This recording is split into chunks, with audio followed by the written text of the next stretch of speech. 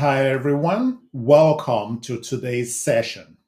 Today, we are going to be discussing a topic that professionals in every sector, from education to healthcare, are very interested in. And that topic is social services. You are going to learn what social services really is, how social services is applied in society, and how to apply them in your own organization or practice. I will also share a powerful story that brings everything to life.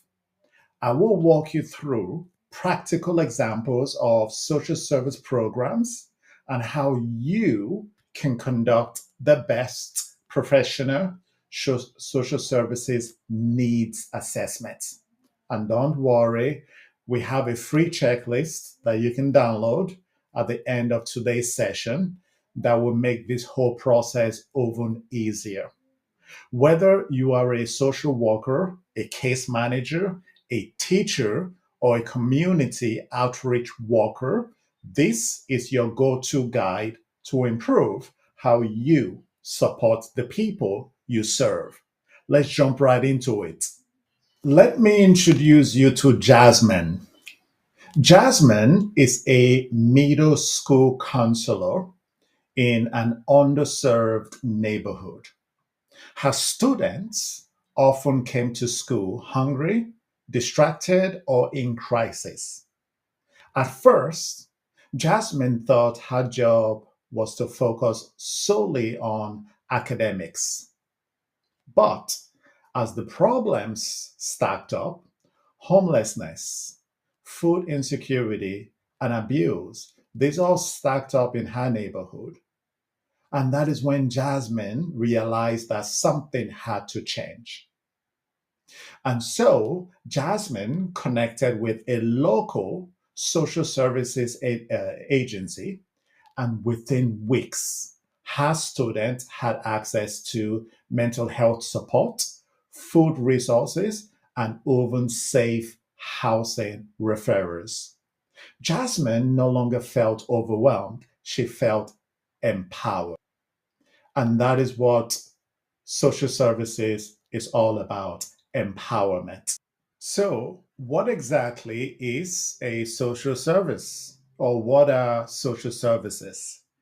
Social service is a structured way to help people meet life's basic needs. Things like housing, food, healthcare, education, and emotional support. They are not just for people in crisis, though. Social services are designed to give people the tools to rebuild their lives, find stability, and reach their full potential. Think of them as the safety net that catches people when they fall and then gives them a ladder to climb back up. You will often hear terms like social service program or social service agency or social services provider. They all fall under this umbrella. Knowing how they work can completely change how you support others. Let us go over a few real life examples. When people hear social services, it can sound abstract.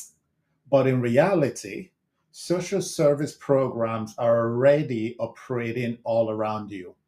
For example, a food, a local food pantry that is feeding hundreds of families each week. That is a social service. Here's another example: a mental health center offering free counseling sessions to teens or young adults. That's another example of social service. These are not just acts of kindness, they are part of structured programs that are meant to meet essential community needs. We see examples of social services in parenting classes for first time moms, or job programs for individuals who are unemployed or re-entering the workforce. And we also see social services for emergency housing shelters that support domestic violence survivors in crisis. Once again, these programs don't just provide temporary relief, they create long term impact. That is how they are designed. But there is more. Think about a senior center offering rides to medical appointments, or a youth mentorship program that is keeping kids out of gangs. Even legal aid organizations that help family with custody disputes or immigration paperwork. They are all part of the social services ecosystem. You will also find social services embedded in schools, healthcare clinics, food programs, mental health counseling. There are outreach individuals working with homeless populations, and also nonprofits that help people obtain an ID or fill out applications for food stamps or rent as assistance. All of these are examples of social services programs designed to meet the diverse needs of individuals and families. Now, before you go about scrambling to write down or remember everything that I have said, you don't really have to. Let me show you the detailed guide that contains everything that we are going over today, as well as giving you access to a free guide. So when you click on the link below this video, you will land on this page that I am currently sharing on my screen. And this is the detailed guide. You will see we have a table of contents that goes over a couple of things. What is social service, which we just went over, the different types of social services, and detailed examples.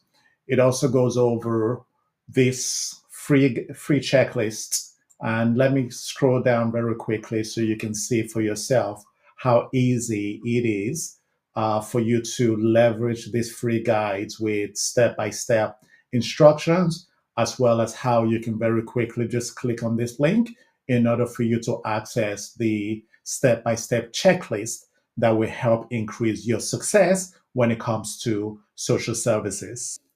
So, who provides social services? When someone says refer them to social services, you might ask, who exactly are we talking about? Social service agencies could be a county department, a church based shelter, a nonprofit mental health clinic, or a school counselor. Each one focuses on different areas, from elder care to child welfare to economic aid. The key is learning what providers exist in your area and what programs they offer.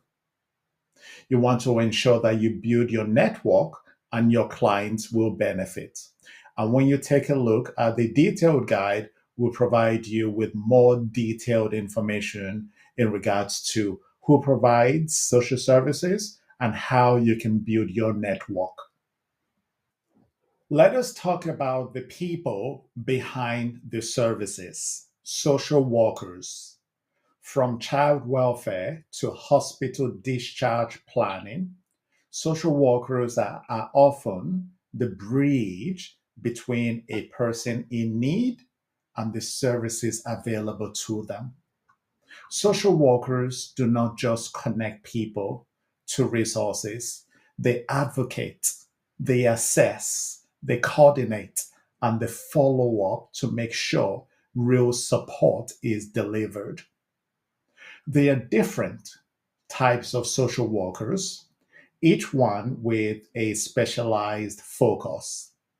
You will find school social workers helping students navigate emotional and academic challenges.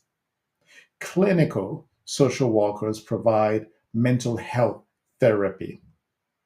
Medical social workers help Patients transition from hospital care to at home recovery. And then there are child protection workers, as well as community outreach social workers, and those who support older adults or people with disabilities.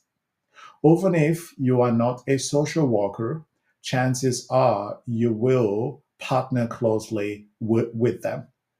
And the better you understand their roles and responsibilities, the stronger your collaboration will be. You will know who to call, what to ask for, and how to ensure your client or patient receives the right kind of help. Whether you are part of a school, a nonprofit, a clinic, or a local government agency, social workers are your go to partners for holistic care. Let us now discuss one of the most important steps for social services, and that involves conducting a social service assessment. A social service assessment is a structured process used to understand a person's or family's situation and identify the types of social services that could provide meaningful support. It goes beyond just asking, what do you need? It is more than that. It is a comprehensive review of challenges, strengths, current resources, and unmet needs. This could take the form of a mental health assessment for a teenager showing signs of depression. It could be a family support review for a single parent trying to balance workload and childcare. Or it could be a full needs assessment for someone experiencing homelessness and unemployment. Each one is tailored to the person's circumstances, but they all follow a similar flow. Here is the flow. So when you go back to the guide, you want to go to the how to conduct a social services assessment section. And when you scroll down, here you see the breakdown of the flow that involves doing intake questioning to gather key issues, reviewing existing support systems, also identifying service gaps and barriers, and also developing an action plan. Okay. So everything you need to really understand conducting a social services assessment, we have them included in this guide. To ensure that you review the detailed guide in detail, it is free. And also, when you are there, download the free checklist as it provides you with a lot of useful steps to complete. And one thing to keep in mind when using the checklist, which is what I am currently sharing on my screen, you will notice that we have segmented activities under groups. So, for example, if you have a client that needs basic needs, then you will notice we have some key activities for you to consider checking off the list. What if your client needs financial support? Well, in that case, we have activities. What if the client needs housing and shelter? We also have activities. What if it's related to a family or child welfare, where we have activities, regular health or mental health? There are some key activities for you to check off the list. What if the client needs education or employment? Well, there are key things you have to check off the list. What if the client is involved in needs care for disability or aging services or legal and documentation? So the point here really is uh, you don't want to apply a one size fits all. You want to customize this checklist based on your client's specific needs. To help you, we have also given you access to a free Microsoft Word document. What we are currently looking at here on my screen is the social services checklist PDF. But when you access the Word version, the Microsoft Word version, you can actually delete sections from the checklist that you don't really need for a particular client. Next, do check out other videos that we have published that can help increase your success. And also, on the comments section, let us know if there are any additional topics you would like us to create a video or an article around, and we will be more than happy to consider that. Good luck, and also let us know if you have any questions.